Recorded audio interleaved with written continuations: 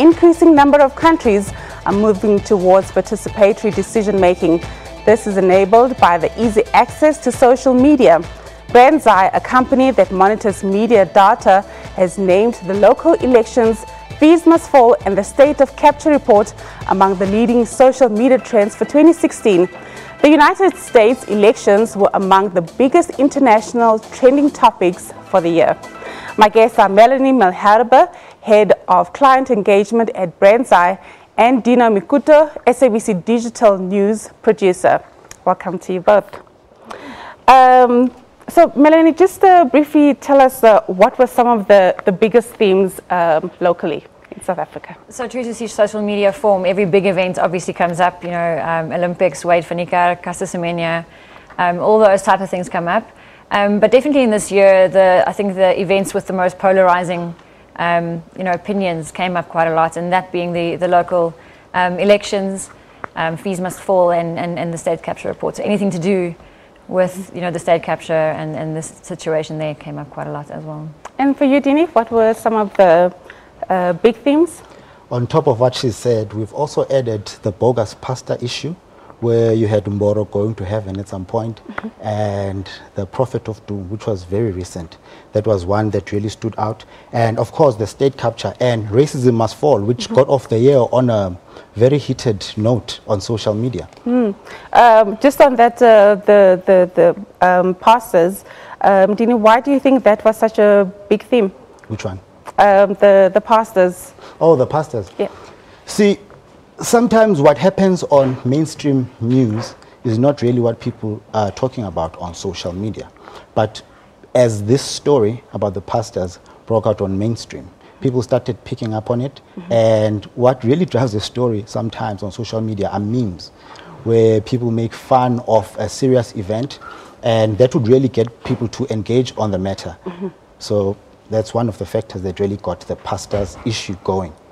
Okay, Melanie, I just want to go back to the local government elections. I mean, they were mentioned 7.8 million times, making it the biggest discussion point for 2016. Was this in the lead up to the elections, or was it on election day itself? No, it was a mixture of between, lead up to the elections and on election day itself, and then a bit after as well.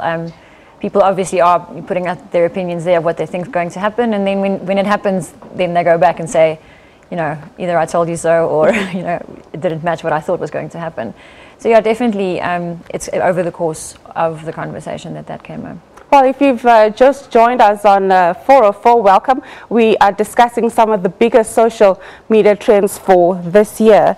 Back to you, Melanie, what social media apps were used mostly during the time of the local government elections? Well, obviously your main ones, the Twitters, the Facebooks, the Instagrams of the world. I'm sure the Snapchats and those things came up as well. But in terms of the platforms that actually provide data, to us to be able to analyze, Twitter, Facebook, and Instagram come up most. And I would say Twitter holds probably the lead. Dini, for you, local government elections, I mean, was it also a big thing? Yeah, we actually did a piece on how the top three parties were taking out their manifestos on social media. And the top three platforms that we looked at was Facebook, Twitter, and Instagram. And we had also realized that the top three parties, being the ANC, the DA, and the EFF, have a strong presence on all three platforms. But obviously, Facebook and Twitter would have more followers or people that would follow that party on those handles. And Instagram is gaining ground a little bit. For example, trying to remember off the top of my head, I think there were around 6,000, 7,000 followers for each party on Instagram. And on Facebook, the ANC was over 300,000. That was back in August, July, when we did the story. And the DA was not that far behind on Facebook and Facebook and Twitter. And why is that? Why is Facebook still a leader? Well, Facebook is the longest going social media platform in the country. And, Twitter came after that, and it only picked up speed maybe around 2009, 2008, but it really gained ground recently, maybe 2-3 years ago.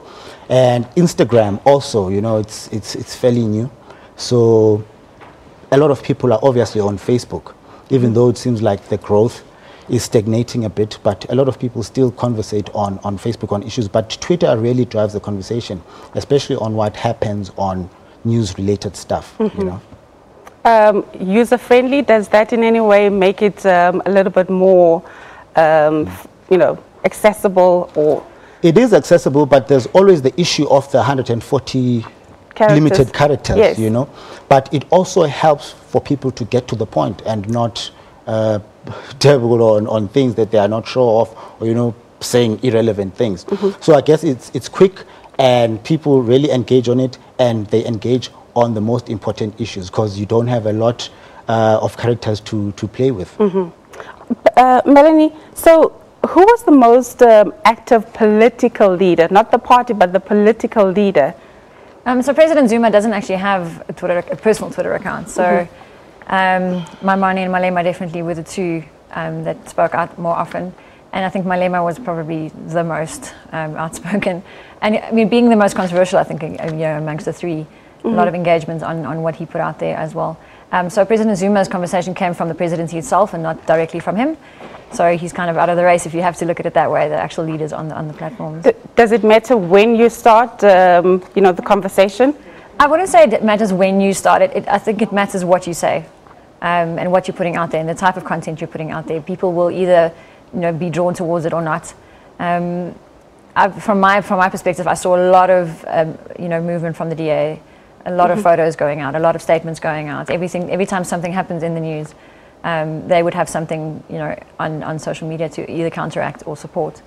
And I think Malema's conversation was, like I said, very controversial, very almost personable, and people almost, you know, interacting directly with him. So would you say that social media was an important tool during this local government election? I definitely think so. I think for us as a media data analytics company, it was very interesting to see how we could look into that data and understand where is it going to go to, what decision are people going to make. And just by the fact that the amount of supporters actually talking on the platforms, and the DA is definitely the noisiest supporters and the noisiest people on social media. So definitely it's starting to become a platform where people are going to put their opinions out on, and you can actually start, you know, seeing where things are going to go if you analyze it correctly and accurately. Dina, and for you, is social media, you know, a communication tool for leaders? Yeah, it is. And I think it's also important for us to note that it is common for an individual to have more followers than an organization or a body that they represent. For example, Malema has more followers than the official account of the EFF on Twitter specifically. I think his numbers, when I last checked, they were over 1 million, and the party was far less than that. So people are drawn to figures or individuals more than they are drawn to organizations, because they know if something comes out from a person, they can pin it back to the person if the person says something controversial. And if an organization maybe say no, maybe the spokesperson, or you find that the organization has 4 spokespeople or 3, and you can't really pin it down to one person. So they can really say, okay, Malema said it, because as a figure, that's what they are really interested in. Okay, thank you so much. I'm afraid we've run out of time for this segment, and when we come back, we continue this discussion on some of the biggest social media trends for 2016.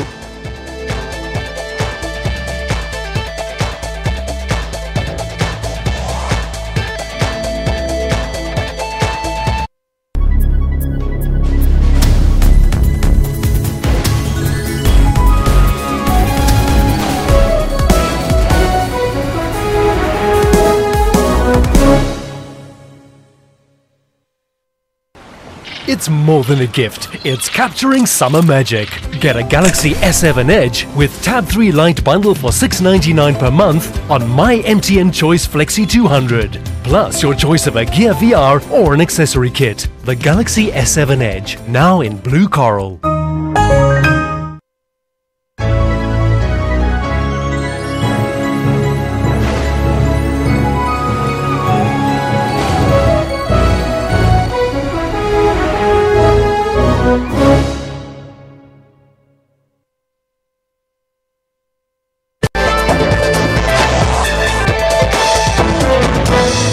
Welcome back. My guests are Melanie Melharbe, Head of Client Engagement at Brand's Eye, and Dina Mukuto, SABC digital news producer. Dina, I just want to touch on the Fees Must Fall campaign this year. Was it a lot bigger this year than it was last year? I think it could have been, because it ran for a longer time this year. If we track back, it really started going off in October, around about October 2015. But this year, throughout the year, there have been incidents that are related to what's happening to the Fees Must Fall hashtag.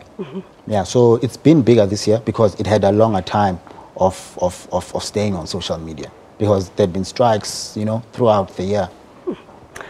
For you, Melanie, I mean, what sort of issues were discussed around the Fees Must Fall that really caught your attention? Well, what caught our attention this year is that the conversation was actually more driven by the students this time, where I think last time the conversation was driven by the whole of South Africa. Everyone, you know, got involved and actually backed the cause.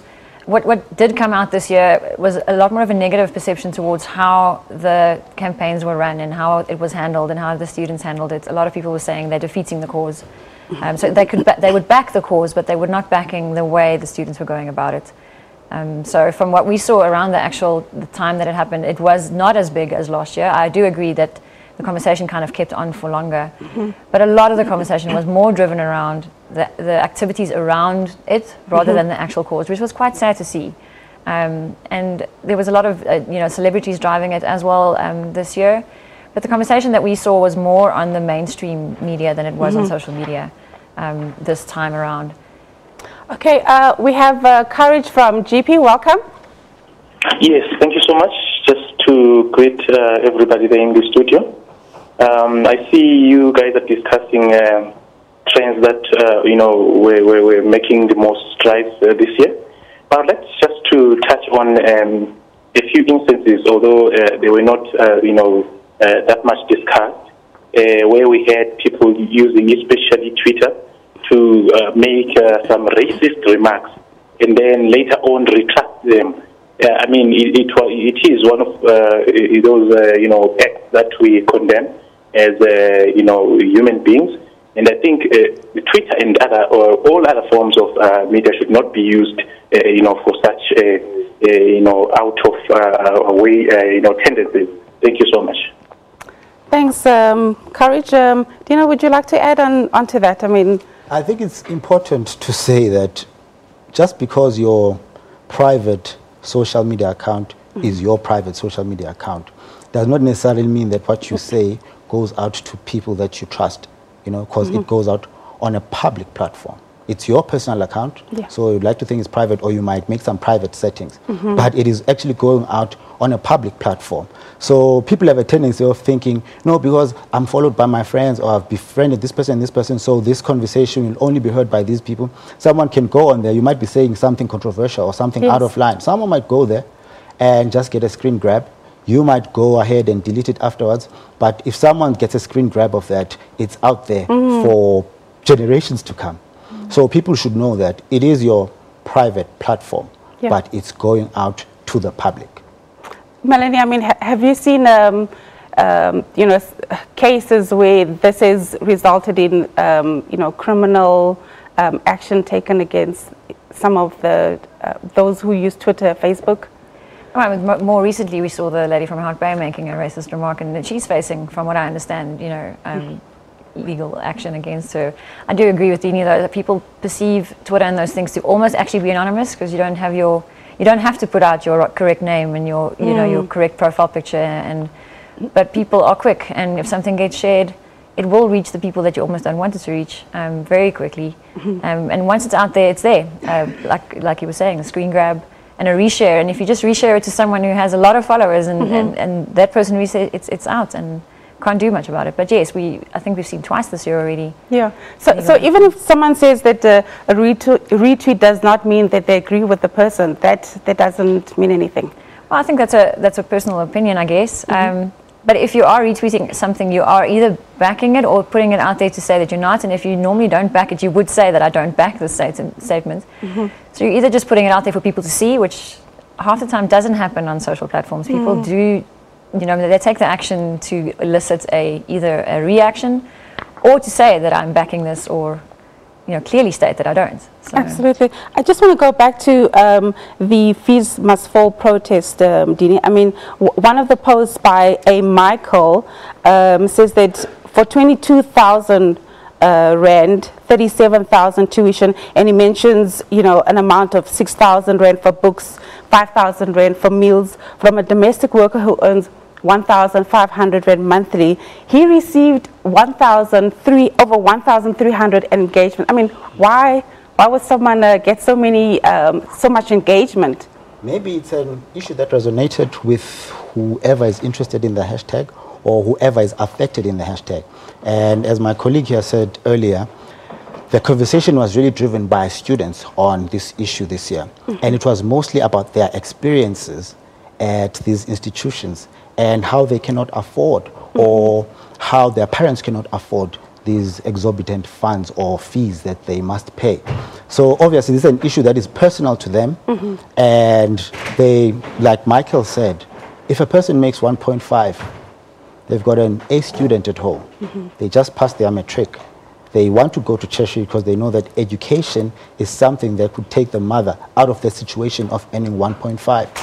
What should they do? And obviously they're going to be emotional about such things because this is a matter that affects them personally. And they know that education is a gateway to a lot of things for them. And maybe for some people, it's the only chance for them to take their family out of poverty.